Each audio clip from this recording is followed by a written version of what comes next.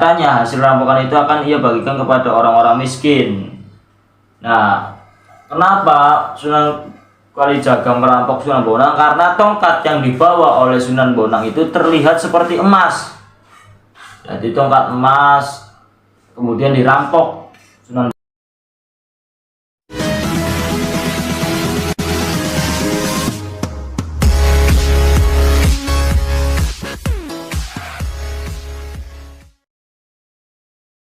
Bonang itu oleh Branda Lokajaya, Sunan Kalijaga ini. Untuk apa, nak? Untuk membagikan kepada fakir miskin, orang-orang yang miskin, kata Sunan Kalijaga Raden Umar Said. Karena tongkat itu dilihat seperti tongkat emas, merampas tongkat itu. Sunan Bonang tidak membenarkan cara itu. Ia menasihati Raden Umar Said bahwa Allah Subhanahu wa Ta'ala tidak akan menerima amal yang buruk. Lalu Sunan Bonang menunjukkan pohon aren emas. Bila Raden Said ingin mendapatkan harta tanpa berusaha, maka ambillah buah aren emas yang ditunjukkan oleh Sunan Bonang. Pada suatu ketika banyak di film-filmkan itu ya, kejadian itu ketika Sunan Kalijaga mengambil tongkat dari Sunan Bonang, kemudian ditunjukkan pohon aren yang merubah menjadi emas. Bahwa hal itu tidak boleh, nak, dengan cara kebaikan melalui keburukan. Kita ingin melakukan kebaikan dengan cara keburukan itu salah besar, maka ditunjukkan oleh Sunan Bonang merubah pohon aren itu menjadi emas oleh Sunan Bonang. Karena itu Raden Said ingin menjadi murid Sunan Bonang. Raden Umar Said lalu menyusul Sunan Bonang sampai ke sungai. Ini awal mula julukan dari Sunan Kalijaga. Beliau mengejar setelah pohon aren menjadi emas, kemudian Raden Umar Said ini mengejar. Karena apa? Karena beliau berprinsip seperti ini. Hebatnya beliau itu bukan malah mengambil kemudian pulang. Beliau tahu bahwa Sunan Bonang bisa merubah pohon aren menjadi emas, maka Sunan Kalijaga ini ingin mengetahui ilmu apa yang bisa menjadikan seperti beliau. Beliau itu mengejar sumber ilmunya, Sunan Bonangnya, bukan mengambil emasnya yang dirubah menjadi emas itu, pohon emas. Tapi beliau lebih ingin ilmunya agar beliau bisa melakukan itu tanpa harus meminta kepada Sunan Bonang. Itu namanya ilmu yang beliau lakukan itu ilmu apa yang menjadi keheranan dari Sunan Kalijaga itu. Ini menjadi muridnya Sunan Bonang lalu menyuruh Raden Umar Said untuk bersemedi sambil menjaga tongkatnya yang dicantumkan ke sungai. Raden Umar Said tidak boleh beranjak dari tempat tersebut sebelum Sunan Bonang datang. Raden Said lalu melaksanakan perintah tersebut. Karena itu ia menjadi tertidur dalam waktu lama. Karena lamanya ia tertidur tanpa disadari akar dan rerumputan telah menutupi dirinya. 3 tahun kemudian Sunan Bonang datang telah membangunkan Raden Said karena ia telah menjaga tongkatnya yang ditancapkan ke sungai. Maka Raden Said diganti namanya menjadi Sunan Kalijaga. Lalu diberi pakaian baru dan diberi pelajaran agama oleh Sunan Bonang. Kalijaga itu melanjutkan dakwahnya, dikenal sebagai Sunan Kalijaga, namun cerita ini banyak diragukan oleh para sejarawan dan ulama berpaham salaf karena tidak masuk akal dan bertentangan dengan syariat. Cerita ini banyak diragukan oleh sejarawan dan syariat.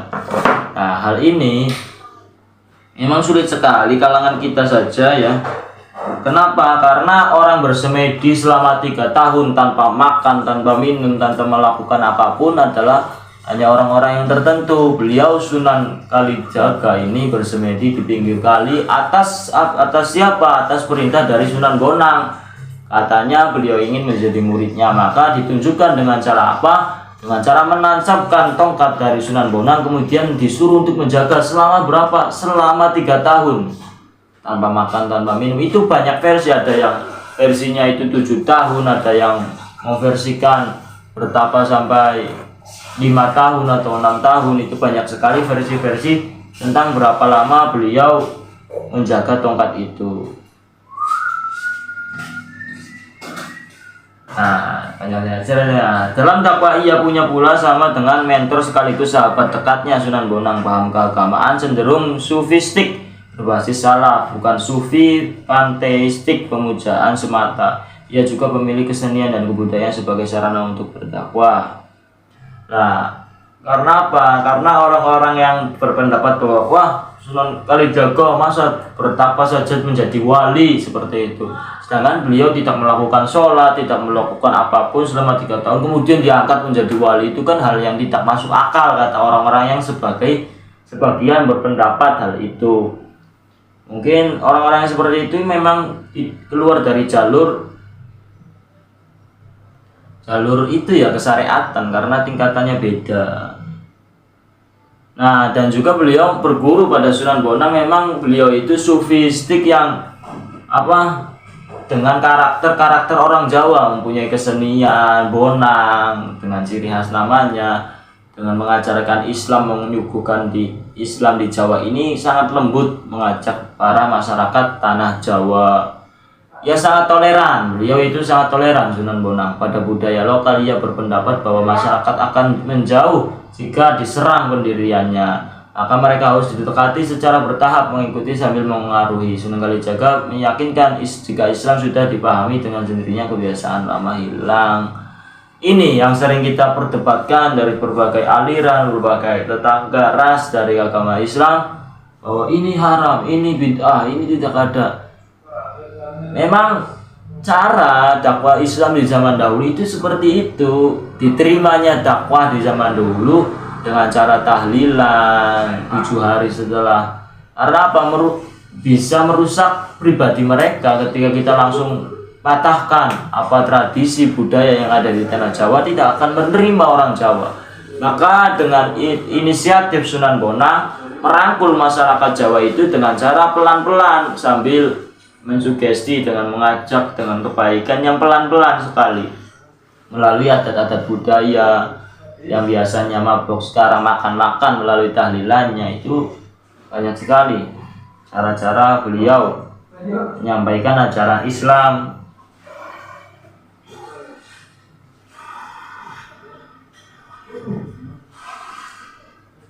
Ajaran Sunan Kalijaga terkesan sinkretis dalam mengenalkan Islam. Yang menggunakan seni ukir, wayang, gamelan, serta seni suara. Suluk sebagai sarana dakwah. Beberapa lagu suluk ciptaannya yang populer adalah Lir Ilir dan Gundul-Gundul Pacul. Ia penggagas baju takwa, rayaan sekatetan, gerebek, mauludan, serta lakon carangan layang, kalimat deso, Petruk Dadi Ratu, Petruk naskah pusat kota berupa keraton, alun-alun, dan 2 beriringan serta masjid. Diyakini bahwa konsep Sunan Kalijaga, mode dakwah tersebut sangat efektif. Sebagian besar adipati di Jawa memeluk Islam melalui Sunan Kalijaga, diantaranya Adipati Pandanaran, Adipati Kartasura, Kebumen, Banyumas, dan Pajang. Nah, ini akhir dari cerita beliau. Memang beliau sarana dakwah atau media dakwahnya melalui seni ukir, seni wayang, melalui hiburan-hiburan seperti gamelan, terus lagu-lagu lirik-lirik zaman dahulu seperti Lir Ilir, Gundul-Gundul Pacul.